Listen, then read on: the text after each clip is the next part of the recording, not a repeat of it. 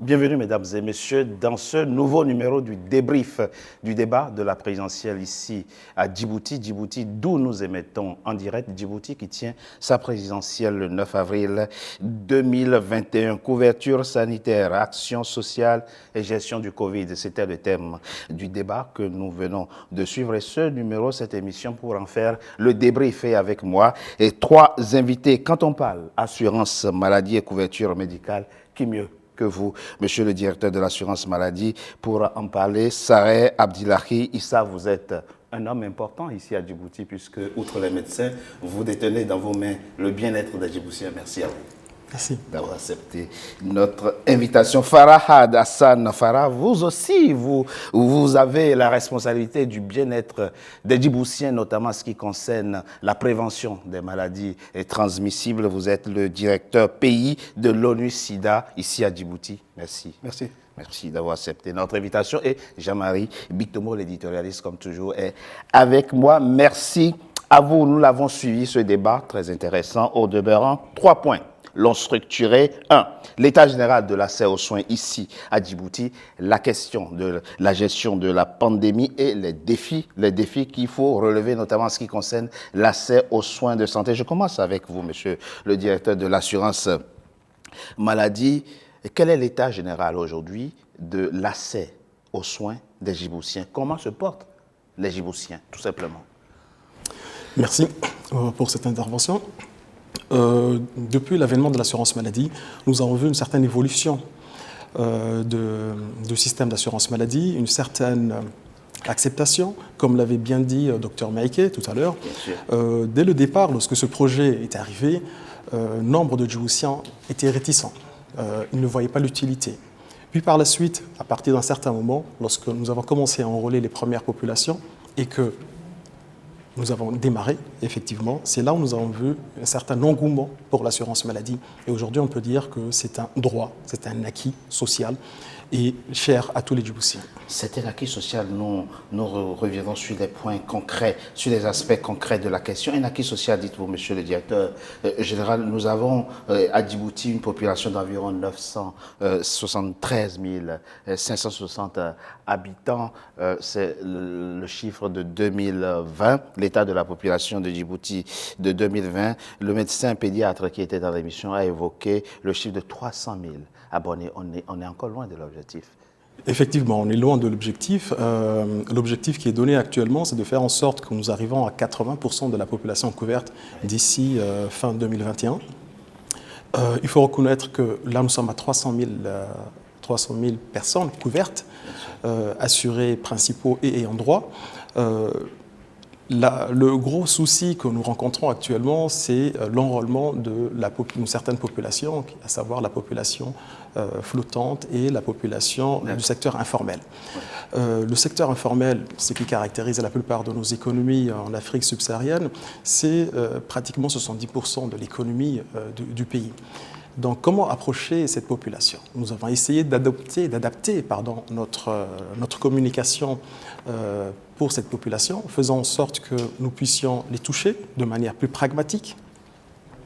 Nous avons discuté avec plusieurs corps et la politique, c'est quoi? C'est de faire en sorte que tous ces gens-là puissent venir vers la CNSS, mais en essayant de leur faciliter le langage. Si je prends l'exemple, par exemple, des pêcheurs, oui. Si je prends l'exemple des bouchers. Une activité importante. Très importante. Ou les taximans, par exemple. Nous avons fait en sorte de les réunir au sein d'un syndicat, d'un conglomérat. Et grâce à ce syndicat, il faut qu'il y ait un chef de file qui puisse faire comprendre à quoi sert l'assurance maladie et faire en sorte de proposer une cotisation modique. Lorsqu'on dit aux personnes que c'est 7%, 7% de quoi? C'était 7% d'une activité bien précise, d'une patente bien précise. Dr Fouzi a parlé tout à l'heure de 1050 francs. C'est 1050 francs payés par mois par une personne qui est soit taximan, soit conducteur de bus, qui a une activité génératrice de revenus. 1050 francs, c'est pourquoi? C'est une cotisation payée pour bénéficier des soins pour lui, son épouse ou ses épouses et ses enfants. L'ensemble de la famille. L'ensemble de la famille. Pour seulement donc lui et les ayants droit. 50 francs. Tout à fait. Sachant que la consultation en pédiatrie, par exemple, est de 3 000 francs. Donc, avec 1 050 francs, il peut se couvrir et couvrir tous ces endroits.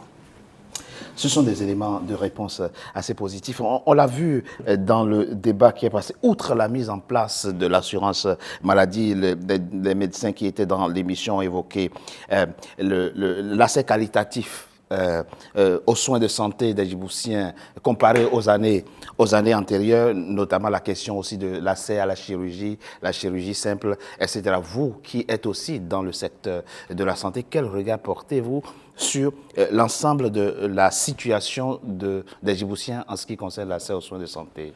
Tout d'abord, merci Richard Togbé de m'avoir invité, de m'avoir permis de prendre part à cette émission. Nous, le système des Nations Unies travaille de manière très étroite avec le gouvernement djiboutien.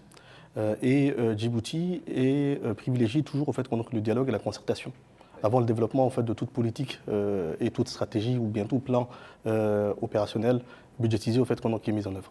Donc cela passe par quoi? Cela passe au fait, par les consultations et la mise au fait, autour du même table de l'ensemble au fait, des acteurs. Parce qu'il faut d'abord, avant de donner au fait, des services au fait, aux populations, il faut d'abord faire une planification. C'est ça. À Djibouti, on a la culture au fait, de faire la planification avec les principaux bénéficiaires. C'est ce que on est maintenant en fait dans une logique de considérer au fait qu'on est le patient qui utilise au fait les structures au fait de santé pas comme un usager mais plutôt au fait comme un client, parce qu'il y a la dimension en fait donc satisfaction qui rentre en fait qui est prise en considération donc cela au fait qu'on s'articule par des documents comme je disais tantôt, un plan national de développement sanitaire qui est développé au fait pour une période de 5 années et ce plan en fait est développé avec l'ensemble des parties prenantes, donc à savoir en fait le système des Nations Unies, le gouvernement, le secteur privé, les prestataires en fait qui interviennent en fait soit dans le public, soit dans le parapublic, ou soit en fait les opérateurs en fait de secteur privé qui offrent en fait des soins à la population. Donc ce qu'il faut comprendre, c'est que au moment en fait de l'élaboration de ces politiques, donc la population est concertée. Donc on leur demande quel type de services en fait ils souhaitent avoir, où est-ce qu'ils souhaitent les avoir, on essaie de faire en fait des évaluations formatives de base pour essayer de comprendre en fait quelle est la situation, quels sont en fait les goulots d'étranglement, comment est-ce qu'on peut en fait de manière concertée, on peut en fait planifier des actions concrètes qui pourront permettre en fait de faciliter l'accès au fait à la population. Et je voulais juste rajouter une chose, il y a un élément qui a été discuté, c'est la carte sanitaire. C'est ça. La carte sanitaire, en fait, à Djibouti, ce qu'il faudrait comprendre, c'est que elle a été au fait définie pour justement en fait approcher les services de santé aux populations. Donc c'est pour ça en fait que vous avez en fait différents niveaux, Sauf que effectivement le constat qui a été évoqué dans l'émission, c'est que pour l'instant, l'essentiel est concentré à Djibouti, et la capitale, en ce qui concerne en tout cas l'accès aux soins de santé, comparé aux autres districts. Je ne le pense pas, parce que au niveau en fait, des régions, en fait, il y a ce qu'on appelle en fait, des postes de santé qui ont été en fait, réhabilités, qui offrent en fait, des services en fait, de soins en fait, de base à ces populations. Ouais. Et ils ont en fait, un niveau de référence dans la région qui se trouve en fait, dans les chefs-lieux de ces différentes régions. Donc il y a des hôpitaux régionaux qui existent en fait, dans ces régions-là. Et il faut savoir que Djibouti a cette particularité, c'est une terre d'accueil. Également. Donc il faut en fait la communauté un flux. Exactement. Exactement. Donc la communauté internationale a félicité en fait Djibouti pour l'inclusion en fait des réfugiés par exemple. Au jour d'aujourd'hui, Djibouti en fait s'est conformé à ses engagements auprès en fait de la communauté internationale. Il faut comprendre que les réfugiés ont accès au fait sont inclus dans le système en fait de santé et éducatif. Ils ont en fait les mêmes droits que les nationaux. Et pour parler au fait de mon domaine, en fait, il n'y a aucune espèce de discrimination. Je vais venir. Là, concernant en fait mon domaine, qui est au fait la lutte au fait contre le VIH/SIDA, le pays au fait dispose d'un plan national stratégique qui couvre au fait les réfugiés, qui couvre au fait les migrants, comme étant en fait comme la population. Au même titre que les nationaux. Exactement. Il faut comprendre en fait que Djibouti a eu le courage de pouvoir en fait donner ces services-là, donc l'accès à la prévention, l'accès au fait à la prise en charge médicale et sociale, et tout ce qui est au fait assistance au fait psychologique aux réfugiés, aux migrants et donc à toute population qui vit en République de Djibouti, qu'elle soit en fait étrangère ou bien djiboutienne, et ce gratuitement. Ça, c'est quelque chose en fait, qu'il faut souligner. Juste pour donner un ordre d'idée, pour la tuberculose, qui est une maladie extrêmement contagieuse et qui tue également, plus de 70% en fait, des personnes qui sont soignées pour en fait, la tuberculose sont au jour d'aujourd'hui soignées au niveau en fait, des personnes qui sont soignées dans les régions de l'intérieur. Donc pas seulement à Djibouti, la capitale, 70% mais dans l'arrière-pays. Exactement, qui sont, eux, qui sont dans des zones frontalières en fait, avec les pays limitrophes. Donc plus de 70% des personnes qui sont soignées sont des personnes qui viennent de ces pays limitrophes.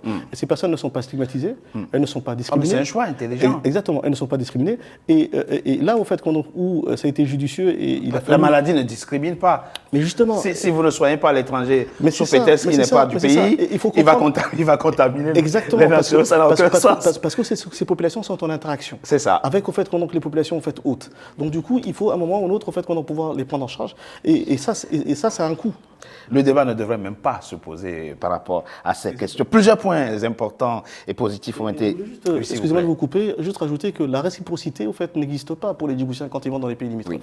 Ça veut dire que ces frais-là, en fait, ils les payent. C'est pour ça alors que le Djiboutien, nous parlons de choix intelligents. Voilà, alors que le Djiboutien, en fait, accepte de pouvoir, en fait, donner accès, au fait, à ces soins, parce que gratuitement. La maladie ne connaît pas de nationalité. Voilà, plusieurs points positifs ont été évoqués dans ce débat, notamment la pose de la première pierre d'un hôpital de référence. Ça a été fait en mars, au début de ce mois, un hôpital de référence qui aura 150 places. Le médecin qui était donc le conseil technique du ministre de la Santé nous a indiqué dans l'émission qu'il y a aujourd'hui des centaines de médecins à Djibouti, 250 au niveau du ministère de la Santé, hormis la CNSS et les médecins privés qui sont installés dans votre pays. On voit bien, Jean-Marie Bitomo, que aussi bien comme on l'a vu avec l'université, comme on l'a vu avec les infrastructures portuaires, routières, ferroviaires, etc., il y a une évolution qualitative en matière d'accès aux soins dans ce pays. Vous savez, je faisais une remarque, Richard, quand nous avons débarqué à l'aéroport. Je regarde un peu, j'ai ma petite sœur qui est médecin en France, donc j'ai vu un peu, si vous voulez, comment les choses se passent ici, là, dans le pays, j'ai apprécié. C'est-à-dire, ils vont pratiquement un peu au-delà de ce que font les pays européens. Tout à l'heure, là, on parle beaucoup de l'accessibilité aux soins de santé. L'accessibilité aux soins de santé, si vous voulez, c'est un paramètre qui est récurrent dans tous les pays africains. C'est une problématique que nous connaissons tous. Donc, de temps en temps, quand on parle de nos États africains, qu'est-ce qui se passe? On regarde uniquement ce qui se passe à l'extérieur. Ces pays-là sont outillés, ont tout ce qu'il faut. D'accord. Mais ici, là, nous sommes des États en construction. Donc, moi, quand je regarde, parce que généralement, quand on est ici, là, je sors beaucoup à l'hôtel et tout, justement, mon collègue, c'est-à-dire ce dont il parlait, on m'en a parlé dans la rue parce que j'ai vu des gens à qui on donne, comment dirais-je, des hémiplégiques, c'est-à-dire des charrettes. On dit que c'est l'État qui les donne gratuitement et ils ne sont pas obligatoirement des Djiboutiens. Donc à partir de là, je trouve que la stratégie de départ est une bonne stratégie. Quand on regarde la construction du système de santé à Djibouti, on est parti de la construction de l'hôpital où le président de la République a décidé un beau jour que bon, il faut qu'on me construise un hôpital. Vous savez, le précédent plateau que nous avons fait, Richard, le collègue qui était assis à côté de moi, il me dit, j'en faisais partie. Le président s'est levé, il s'est dit... tu veux dire l'université, l'anthropologue Elmi. Donc il s'est dit, là, on faisait partie, et le président s'est décidé un beau jour qu'il faut qu'on construise... Pas un hôpital, une université. L'université, pardon. Oui. Donc tout ça, si vous voulez, c'est une... Nous déplorons toujours une chose, chez nos dirigeants en Afrique, c'est le manque de volonté politique. Nous le disons suffisamment. Et à Djibouti, on sent quand même qu'il y a cette volonté politique-là de pouvoir construire pour la population, de pouvoir mettre en œuvre un certain nombre de structures qui sont nécessaires par rapport à la population. Un point a été absent quand même dans le débat que nous venons de suivre. Monsieur Sayab Abdillahi Issa, vous êtes directeur de l'assurance maladie. C'est, excusez-moi d'évoquer ce point, c'est très important. C'est la question de la médecine traditionnelle. Comment, quand on sait que nos parents, les parents de nos parents ont été soignés par la médecine traditionnelle, pourquoi parlons-nous de l'accès aux soins sans dire un mot sur la médecine traditionnelle? Et ça m'amène à vous poser la question, quels sont aujourd'hui vos rapports ou quelle est votre vision par rapport à cette composante essentielle de la médecine? Très bonne question, parce que la médecine traditionnelle est là, elle existe, de par notre culture islamique aussi, qui existe. On la voit partout, ma grand-mère était traditionnelle, donc j'ai grandi en fait dans ce milieu-là. Je sais ce Comme que c'est. chacun de nous. Voilà.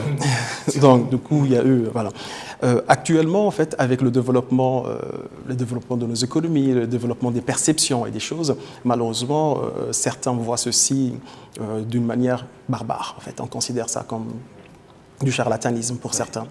Mais on revient toujours à ce que, par exemple, je vois, il y a une structure privée à Djibouti qui pratique la saignée, par exemple, qui est assez reconnue. Mais bon, nous, malheureusement, dans nos grilles tarifaires institutionnalisées, nous ne pouvons pas rembourser ce type de pratique. Mais, ce qui est dommage en soi. Ce qui peut être dommage, mais nous ne pouvons pas en fait aller dans ce sens tant que les ministères régaliens, comme le ministère de la Santé, n'a pas en fait légiféré sur ça. Effectivement, c'est ça. Mais après revient aussi la question de la médecine chinoise. Il y a une coopération très forte avec la Chine. Il y a une médecine chinoise qui est là, qui existe dans les structures du ministère de la Santé. Et cette médecine chinoise, comment est-ce qu'on va la qualifier? C'est aussi une question qui est posée pour le moment. Mais tant que ce n'est pas institutionnalisé, malheureusement, on parle généralement de soins paramédicaux, etc. Bon, c'est ça. La question doit être tranchée. Alors, c'est très important. On reviendra sur la question de l'accès aux soins, notamment en milieu traditionnel. C'est très important. Et je sais que vous êtes un partisan de cette médecine-là. Je propose qu'on marque une courte pause. On se revoit dans quelques instants pour la suite de notre émission. À tout de suite. Deuxième partie du débrief du débat de la présidentielle, celui que nous décryptons et portait sur le thème couverture sanitaire, action sociale, gestion du Covid. Mes trois invités sont toujours avec moi. Merci à vous, Jean-Marie Bitomo. Nous étions en train d'évoquer la question de la médecine traditionnelle qui, au fond, est une médecine complémentaire à la médecine moderne à Djibouti comme dans les autres pays du continent. Bon, vous savez pourquoi je souris, Richard? Parce qu'on dit que c'est une médecine complémentaire. Faisons l'histoire de la médecine. Il est en train de parler de l'histoire de la médecine chinoise. La médecine chinoise est millénaire comparée à la médecine occidentale. Donc, nous commettons toujours l'erreur de nous mettre sous les fourches codines, si vous voulez, de l'Occident. Tout simplement pourquoi? Parce que quand on regarde nos herbes, c'est tout ce que nous consommons, c'est-à-dire les médicaments modernes, entre guillemets, dont on nous parle, ces médicaments-là sont issus de quoi? Sont issus de nos plantes. Des molécules de nos plantes. Donc, quand vous prenez une molécule synthétique, vous la comparez à la molécule d'une feuille que vous prenez qui est censée soigner. Donc, vous avez déjà une insuffisance. Ça veut dire quoi? Ça veut dire que notre médecine traditionnelle est supérieure à la médecine moderne dont nous sommes en train de parler. Je ne parle pas, si vous voulez, je parle des médicaments. Je ne parle pas des process pour pouvoir opérer une personne, ainsi de suite. Ils sont en avance, je suis d'accord. Ah, bien sûr. Je suis d'accord là-dessus, mais maintenant, en termes de médicaments en tant que tel, vous ne pouvez pas prendre une feuille et vous la synthétisez. On se retrouve uniquement avec une partie des molécules qui sont synthétisées en laboratoire. Autre chose, on nous parlait, comment dirais-je, de manque d'expérience. Je parle d'une chose qui est relativement simple. En science, les choses sont relativement simples, c'est que vous avez ce qu'on appelle, spécifiquement pour les médicaments, vous avez ce qu'on appelle l'expérimentation scientifique qui se fait en laboratoire. Ensuite, vous avez la vérification empirique qui est faite sur le terrain. Ce qui ne se fait pas encore dans la médecine traditionnelle. On se dit que dans la médecine traditionnelle, ça ne se fait pas, mais l'efficacité des médicaments est reconnue, de ces feuilles-là reconnue en tant que telle. Bon, maintenant, tout ce qui nous manque, c'est tout ça. Exactement, on ne serait pas en vie. Il nous manque uniquement, si vous voulez, de pouvoir doser les posologies nécessaires pour pouvoir soigner les gens. Donc, moi, j'ai horreur de ce nom de praticien. Qu'on nous parle de médecine traditionnelle et tout ce qui s'ensuit, quand on ne dit pas à nos peuples africains que les molécules synthétiques chimiques en laboratoire sont issues de nos plantes. Donc, vous devrez, c'est-à-dire tous les dirigeants africains devraient passer en priorité là-dessus, tout simplement. Donc, vous connaissez mon point de vue là-dessus. C'est quoi? C'est qu'il faut que nous développons notre médecine africaine qui n'est pas, de mon point de vue, une médecine traditionnelle. On l'a vu, l'amélioration du système de santé djiboutien, notamment en ce qui concerne le recrutement du personnel médical. Nous l'avons indiqué, 250 médecins aujourd'hui sous la tutelle du ministère de la Santé. 56 spécialistes sont aujourd'hui disponibles et 46 sont en formation. Mais il y a encore effectivement des Djiboutiens qui sont dans le décor. Où en est le projet du tiers payant, notamment, qui est adressé notamment aux indigents, aux personnes qui n'ont pas de revenus? Dans la politique de l'assurance maladie universelle, le tiers payant généralisé est déjà en fait le socle, c'est la base de la politique. pour les personnes qui sont indigentes, qui ne bénéficient pas pour le moment des soins, nous essayons de faire en sorte de leur adapter le système. L'assurance maladie comprend 2 branches, la branche obligatoire et la branche solidaire, le PASS. Pour la branche solidaire, c'est toute personne jugée indigente qui vit sur le territoire national de manière légale. Et nous essayons en fait de leur donner les mêmes droits qu'une personne qui cotise, qui est de la branche assurance maladie obligatoire. J'ai une carte de sécurité sociale, vous pouvez facilement la comparer à la carte de sécurité sociale d'un indigent, c'est la même, il n'y a aucune distinction. Nous bénéficions des mêmes soins. Sauf que moi, je cotise pour moi, pour ma famille, et je cotise aussi pour les personnes n'ayant pas de revenus. C'est la mutualisation des fonds. Qui n'a pas de revenus peut bénéficier des mêmes soins que le haut fonctionnaire djiboutien. Exactement. Il suffit tout simplement de répondre à des conditions d'éligibilité, et à partir de là, nous avons les mêmes droits. Je cotise, on fait en sorte qu'il y ait une mutualisation des fonds et une mutualisation des risques. Voilà. Gestion pandémie, c'est l'actualité en ce moment. Et évoquant justement la question, on a vu dans le débat que des mesures rapides ont été entreprises dans votre pays. Et moi, je tombe sur une déclaration de Larry Andrew. Larry Andrew, c'est l'ambassadeur américain à Djibouti, ce qui disait à l'endroit de votre président en mars 2020. Sachez qu'en ce qui concerne la lutte contre la menace posée par le virus, votre gouvernement est le plus performant du monde. Ça, c'est ce que dit l'ambassadeur américain à Djibouti. Et j'ai voulu comprendre pourquoi il dit ça. Et on se rend compte que dès le 9 mars, votre pays a mis en place le dépistage massif, que le 15 mars, vous avez supprimé les vols internationaux et vous avez instauré la mise en quarantaine, notamment à l'hôpital militaire français de Bouffar. D'où vient cette rapidité et cette promptitude avec laquelle le gouvernement djiboutien a fait face à cette pandémie qui était quand même unique? Merci pour la question. Il faut comprendre une chose, c'est ce que je disais tantôt, c'est que dans ce pays, les choses, en fait, le dialogue, en fait, est quelque chose d'extrêmement en fait, important. Ouais. Et donc la planification, la préparation, ce sont des éléments qui sont essentiels. Et il faut juste noter une chose, c'est que quand l'OMS en fait, a déclaré la Covid-19 comme étant une pandémie, ça veut dire au fait, qu'elle va couvrir au fait, le monde, Djibouti a commencé à se préparer. Djibouti ne s'est pas préparé seul, Djibouti s'est préparé avec ses partenaires également, mais il faut savoir que dans l'appui au, fait, au développement, il y a 2 termes au fait, qui sont essentiels. C'est l'appropriation et la pérennisation. Donc, il faut comprendre en fait une chose, c'est que il y a d'abord en fait au leadership politique dans ce pays. Le président en fait s'est mobilisé pour justement en fait protéger en fait les Djiboutiens. Il faut savoir que ce sont des mesures en fait contraignantes qui ont été pour le pays en fait pour le gouvernement qui ont été prises et c'était très, très courageux de pouvoir en fait le faire parce qu'il fallait en fait protéger les Djiboutiens et protéger aussi... À l'aéroport de Djibouti, on a été soumis à 2 tests. C'est ça. Test salivaire et le PCR. Exactement. Et il faut se comprendre que Djibouti, au fait, a fait confiance d'abord au fait, à ses enfants. Il faut savoir en fait, que ce sont des Djiboutiens en fait, qui, des médecins spécialistes, des médecins généralistes, des paramédicaux qui ont piloté sous le leadership au fait, du président la réponse en fait, nationale.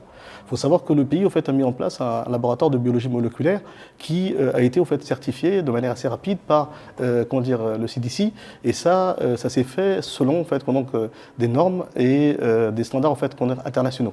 Le laboratoire s'était conformé en fait, à cela. Donc Djibouti en fait, a évité de pouvoir en fait, envoyer les échantillons en fait, vers un autre pays et d'attendre en fait, de recevoir le résultat.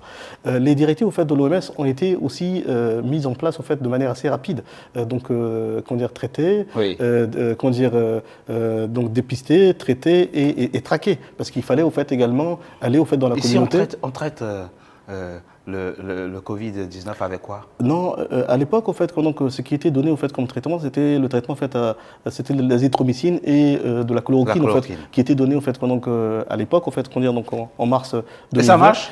Ça a donné en fait, des résultats et c'est pour ça en fait, que le protocole en fait, a été mis en place en fait, à l'époque et c'est ce qui a été donné. L'OMS n'a pas encore totalement validé mais il faut savoir en fait, une chose, c'est qu'il y a une chose en fait, qui est essentielle, c'est que qui avait au fait des informations ou qui avait des connaissances au fait sur la Ça, Covid-19. c'est une bonne question. Il fallait réagir, il fallait au fait répondre. Avec les éléments qu'on a à disposition. Il se trouve que la toxicité au fait de ces médicaments, parce que monsieur au fait avait parlé au fait de médicaments, ne posait pas au fait de problème pour la santé au fait des personnes qui allaient. Ça fait 50 ans qu'on utilisait. Exactement. Ça fait 50 ans qu'on utilisait la chloroquine. Et nous au fait pays africains qui sont confrontés au fait au paludisme depuis au fait des générations et des générations. Donc cela au fait ne posait pas de problème. Mais vous savez, les personnes au fait étaient mises en quarantaine et suivies au fait par des spécialistes de manière régulière. Et donc on pouvait au fait mesurer au fait les effets néfastes au fait des effets secondaires. Et donc la communauté internationale a félicité le pays parce que il y a Antonio Guterres, le secrétaire général des Nations Unies, il y a tout ce travail au fait qui a été fait. Et ce travail au fait se fait de manière en fait concertée, se fait la main dans la main, parce que il fallait également conscientiser la population, il fallait également la préparer, parce que du jour au lendemain en fait on ne dit pas, on ferme en fait tout, vous ne pouvez pas y aller. Et il y a un secteur qui a été réellement en fait touché, en particulier, c'est le secteur en fait des bâtiments et travaux publics. Il faut savoir en fait que c'est un secteur en fait qui emploie également des journaliers, et faut comprendre que il y a eu toute une mesure en fait d'accompagnement qui a été mise en place pour en fait soutenir en fait ces entreprises et également soutenir en fait ces populations qui du jour au lendemain se retrouvaient en fait sans revenus. Et ça, c'est un travail qui a été fait avec les partenaires en fait au développement, avec le gouvernement, et le pays en fait a ce qu'on appelle la mise en place de cette carte qui permet aux personnes d'aller acheter les denrées alimentaires. Mais il y a aussi, même si tout le monde. Comme disait en fait mon collègue, on a cherché à conscientiser les gens. Une fois que la personne est consciente du danger, qu'elle a compris, donc il y avait un pan de l'économie qui était enfermé, mais d'autres activités qui pouvaient très bien fonctionner. Par exemple, lorsqu'il s'agissait des ports, par exemple. Le secteur vital était fonctionnel. Était fonctionnel, tout à fait. Farah Hassan, très rapidement, Jean-Marie Bito, il dit quelque chose de très intéressant. Je ne vais pas polémiquer, mais pendant 50 ans, personne ne nous avait expliqué que la chloroquine était toxique. C'est avec la pandémie qu'on a commencé par le dire, ah non, c'est pas bon, c'est toxique. Pourtant, on vous a laissé consommer la chloroquine pendant 50 ans. Mais passons. Ça, non, je voudrais revenir dessus. C'est parce que c'est important de mon point de vue, si tu veux, Richard, parce que je parlais tout à l'heure d'expérimentation scientifique et de la vérification empirique. Vous avez le professeur Raoult en France qui a posé cette hypothèse sur la table. Cette hypothèse a été balayée d'un revers de main.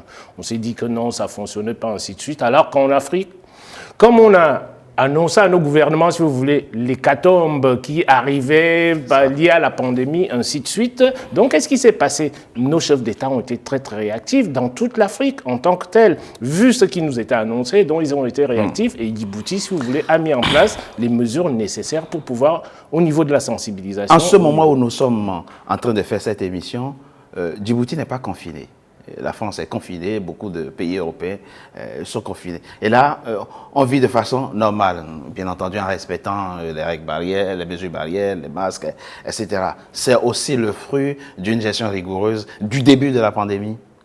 Je pense que c'est le fruit d'une gestion efficace en tant que telle. Parce que j'ai remarqué ici là que les acteurs, tous les acteurs, que ce soit les acteurs économiques ou les acteurs politiques, ils sont relativement anticipatifs dans leurs applications des mesures qui sont mises en place. Donc à partir de là, dès l'instant que vous prenez l'épidémie en amont, à partir de là, vous bloquez, si vous voulez, sa circulation sur l'ensemble de la population. Et le fait de partir très très tôt, comme vous l'avez dit tout à l'heure, vous avez cité les dates, le 3, le 9, ainsi de suite, donc vous stoppez, si vous voulez, la propagation de l'épidémie dès la base. Donc cette réactivité-là, je trouve qu'elle a sauvé beaucoup de pays africains. Si je peux me permettre juste de rajouter un point par rapport à ça, c'est qu'actuellement, à Djibouti, nous sommes à notre 2e semaine de vaccination qui a débuté déjà. Et nous avons fait en sorte qu'il y ait des vaccinodromes sur tout le territoire. Il y a eu des équipes aussi mobiles qui ont sillonné l'arrière-pays pour apporter ce vaccin au plus près de tous les Djiboutiens. Monsieur le directeur général, non, le directeur de l'assurance maladie à Djibouti, je l'ai dit en début d'émission, vous êtes un homme clé dans le dispositif sanitaire, médical, djiboutien. 300 000 abonnés aujourd'hui à l'assurance maladie. Comment faire en sorte que dans quelques années, quand nous allons revenir ici à Djibouti, il y ait au moins 600 000 abonnés? C'est ça le défi. C'est un défi qui est réel, qui a été même lancé par le chef de l'État, actuel candidat. faisons en sorte d'avoir le maximum. Parce que là, en fait, nous passons à la couverture sanitaire universelle. Cette couverture sanitaire universelle ne veut plus qu'il y ait des Djiboutiens qui soient à côté du système de santé. Nous devons avoir une vision plutôt inclusive et on essaie d'adapter en fait les projets. Actuellement, par exemple, il y a eu en 2020, il y a une loi qui a été votée pour l'assurance maladie, l'assurance volontaire. Ça, c'est une assurance qui permet aux gens de pouvoir s'assurer et nous attendons en fait que les choses soient beaucoup plus comprises par la population et que les gens puissent comprendre que l'assurance maladie, ce n'est pas tout simplement une décotisation, mais c'est aussi une façon de s'assurer contre la maladie. Nous voyons au quotidien en fait des personnes qui ne se sont pas assurées. Lorsqu'il s'agit de la maternité, lorsque la femme se retrouve à la maternité pour accoucher, on se retrouve face au mari qui est là, qui demande tout simplement être enrôlé. C'est pour éviter les mauvais risques. On essaie de faire comprendre à la population que tout le monde doit être enregistré. Il faut venir se déclarer à la CNSS. Les travailleurs indépendants, ils ont des textes qui leur permettent de s'enrôler depuis 2013 et des cotisations qui sont modelées en fonction de leur patente. Pour les travailleurs qui sont dans le secteur informel, on essaie de les rapprocher des travailleurs indépendants pour qu'ils puissent bénéficier de la protection la plus large possible. Nous l'avons vu dans nos émissions précédentes, la faculté des sciences de médecine de Djibouti n'a que 20 ans et a produit déjà un certain nombre de médecins djiboutiens. Mais on l'a vu dans le débat, la question de l'évacuation sanitaire a été posée et coûte cher à votre pays. Il y a un défi, mais qui transcende Djibouti, qui est un défi global pour le continent, c'est comment attirer les médecins qui sont à l'extérieur. Comment faire en sorte que les médecins qui officient à l'extérieur, pour qu'on ait un soin de qualité, il faut avoir un personnel médical suffisant, avec un plateau technique performant, un éventail de soins. Et comment relever ce défi ici dans votre pays, quand on sait le potentiel économique de ce pays? D'accord. Faut d'abord, je vais vous donner juste quelques chiffres pour que vous puissiez comprendre la situation, savoir en fait d'où est-ce que nous sommes partis, parce que je disais tantôt, nous, au fait, en tant qu'organisation en fait, onusienne, on travaille au fait avec le pays. Oui. Nous faisons en fait des évaluations formatives de base avant de pouvoir en fait mettre en œuvre en fait des projets. Mais pendant la mise en œuvre en fait de ces programmes, il y a aussi des supervisions en fait formatives qui sont faites. Il y a également des évaluations en fait qui sont faites pour pouvoir en fait, si vous voulez, améliorer les choses et avoir en fait des données qui sont basées sur des informations en fait stratégiques. Donc, il faut comprendre juste une chose, c'est qu'en 2004, par exemple, en fait, la mortalité maternelle était de 546 pour 100 000 naissances. En 2012, au fait, elle est tombée à 383. Donc ça vous montre au fait qu'il y a un plateau technique, il y a tout un personnel de santé qui est mobilisé au fait pour ça. Pour la mortalité infantile, on est passé de 99 pour au fait 1000 à 58 pour 1000. Donc vous voyez à chaque fois, en fait, c'est vraiment en fait, divisé par deux. La mortalité juvénile, au fait, de 127 à 67. Et il faut comprendre qu'en 2012, au fait, il y avait 7 accouchements qui se faisaient au fait, dans une structure au fait, hospitalière. Donc ça répond en fait, à la question de tout ce qui est... on peut toujours mieux faire. Tradis praticiens et autres. On peut toujours mieux faire. Donc avoir en fait, une université, en fait, une école de médecine, c'est courageux. Mais parce qu'au fait, qu'il fallait le faire. Et ça nous a permis, au jour d'aujourd'hui, de pouvoir en fait, avoir chez nous des médecins djiboutiens, compétents, qualifiés, qui travaillent en fait, dans ce pays-là. Mais il faut juste savoir que nous, partenaires en fait, multilatérales ou partenaires en fait, bilatéraux qui travaillons en fait, avec le pays, nous essayons de faire en sorte que les pays en fait, avec lesquels nous travaillons soient autonomes. Soit autonomes, soit en fait, indépendants, et ne dépendent pas en fait, d'un soutien en fait, extérieur. Que les compétences en fait, soient là en fait, au niveau du pays. Et cette réflexion en fait, à Djibouti est une réalité, a été en fait, complètement compris. Et au jour d'aujourd'hui, le Djiboutien, en fait, quand il finit ses études, en fait, il rentre et il travaille en fait, dans ce pays parce qu'il y a des opportunités. On a pu rencontrer un certain nombre de collègues qui sont maîtres de conférences ici à l'université de Djibouti et qui sont fiers de servir et de construire le pays. En quelques secondes, votre mot de la fin très rapidement. Le mot de la fin serait que, généralement, en Afrique, on se critique nous-mêmes, on voit toujours le verre à moitié vide et non pas à moitié plein. Moi, je préfère procéder, c'est-à-dire sur le contraire. Je pense que Djibouti, c'est un pays qui les stratégies qui sont mises en place, par exemple, on a parlé de la couverture maladie universelle, ça ne se retrouve pas dans beaucoup de pays africains. Donc, pour un petit pays comme ça, c'est un progrès en tant que tel. C'est vrai que tout le monde, on ne peut pas tout avoir du jour au lendemain.